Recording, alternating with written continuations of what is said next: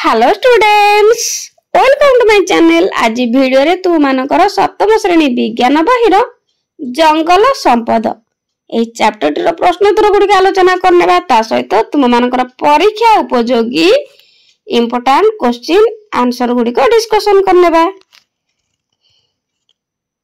प्रथमे 1 नंबर निम्न रे दिया जायथिबा प्रत्येक व्यवहार्य जिनिस पई तीनोटी जंगल रे थिबा गछर नाम लेख। प्रथमे काठ काठ पाई शाल पियाशाल आउ शिशु। तापर खरे फल फल पाई आंब महुल आत। गरे पत्र तेज पत्र शाल पत्र केंदु पत्र इत्यादि आमे व्यवहार करू पत्र हिसाब रे।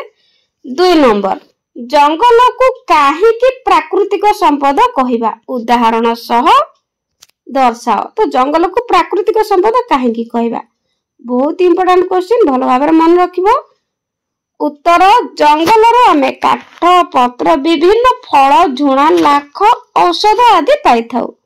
खरे जंगल समग्र जीव जगत पई अम्लजान जोगाई थिबारु एहाकू प्राकृतिक कारखाना कहती। तो प्राकृतिक कारखाना काहाकू काहे की कुआ जाय जंगल को कुआ जाय काहे की ना समग्र जीव जगत पई अम्लजान जोगाई थाए। तेणु जंगल को प्राकृतिक कारखाना कहती। एही अम्लजान जीवर श्वास क्रिया रे विनियोग हुए। ग सबुज उद्भिद वायु अंगारकाम्ल माटीरू जल संग्रह करी आलोक शक्ति को विनियोग करी श्वेत सार प्रस्तुत कर। एहा समग्र जीव जगतर खाद्य रूपे व्यवहृत हुए। पिला माने कर हो जाइछि करे लिखिबो। घरे वर्षा हेबा पई जंगलर मुख्य भूमिका रहिछि। ओरे भूगर्भर जलस्तर बजाय रखिबारे जंगल सहायक होइथाय। चरे जंगल मूर्तिका खायको प्रतिरोध करिथाय। छरे जंगल अनेक पशु पक्षी कीट पतंग को आश्रय देइथाय। तेणु जंगल एक प्राकृतिक संपद अटे। 3 नंबर तळे दिया जायतिबा प्राकृतिक संपद गुडी को असरंती और सरंती संपद रूप रे वर्गीकरण कर। तो एई तळे दिया जायतिबा प्राकृतिक संपद गुडी को किए सरंती आउ किए असरंती हमें बाछिबा। तो प्रथमे देखो पिला माने असरंती असरंती प्राकृतिक संपद होची बाघ कुंभीर हरिडा गछ चिल हाथी सूर्यालोक आउ माटी पवन।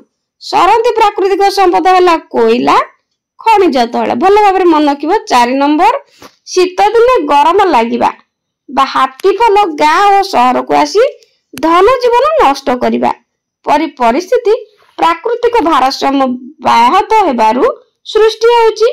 एही कारण आउ केउ सब परिस्थिति सृष्टि होउची निज अभिज्ञतारु लेख। तो आउ कोन सब परिस्थिति सृष्टि होउची करे जंगल उच्छेद जानवाहन संख्या वृद्धि कल कारखाना संख्या वृद्धि जनसंख्या विस्फोरण आणविक विस्फोरण आदि जोगु वायुमंडल रे अंगारकाम्लर परिमाण वृद्धि होई पृथ्वीर तापमात्रा बढ़िबार शीत दिने गरम लागुची। ख जंगल उच्छेद वृक्ष संख्या ह्रास और जलाभाव हेतु हाथी माने गाँ और शहर को आसी धन जीवन नष्ट करुछंती। 5 नंबर जंगल संपदर सुरक्षा आम तिष्टि रहिबा पाई आवश्यक। तुम्हें कारण सह दर्शाओ। बहुत इंपोर्टेंट क्वेश्चन। जंगल संपदर सुरक्षा तिष्टि रहिबा पाई निश्चित भाव दरकार। तेणु उत्तर करे आम देश रे जंगलर सुरक्षा पाई जंगल नियम और जातीय जंगल नीति प्रणीत होईछि।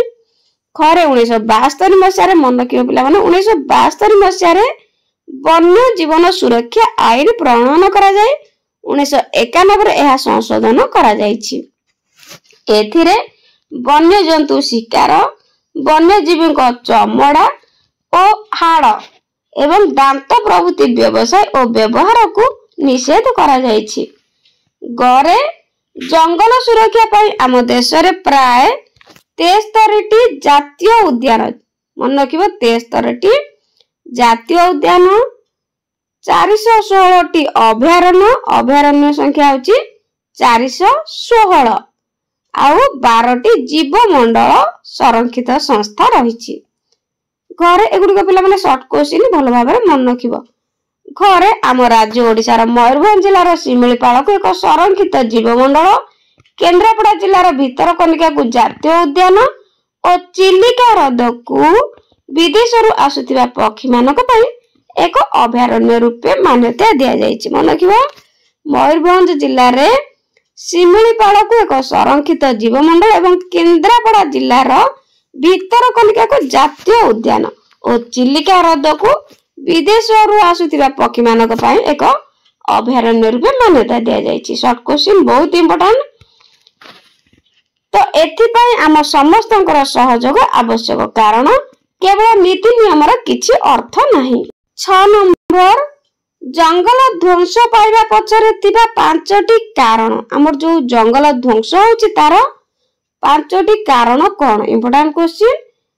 उत्तर जंगल ध्वंसर कारण 1 रे मनुष्य गृहपालित पशु संख्या वृद्धि, खरे अधिक कृषि क्षेत्र और चारण भूमि सृष्टि करिबा, घरे कल कारखाना प्रतिष्ठा, घरे अधिक शक्ति उत्पादन और जलसेचन पाई नदीबंध योजना और जल विद्युत प्रकल्प प्रतिष्ठा, घरे कंचा माल परिवहन और यातायात पाई अधिक सड़क पथ और रेल रास्तार निर्माण। 7 नंबर तले दिया जाइतिबा प्रत्येक उक्ति पाई गोटिए गोटिए कारण लेख। प्रत्येक उक्ति पाई करे आमे कौनसी पशु चमड़ा तैयारी सामग्री व्यवहार करबा उचित नुहे। यार कारण होची पशु चमड़ा सामग्री व्यवहार करबा द्वारा वन्य जीवन सुरक्षा आईन बल दोषी साब्यस्त हेब।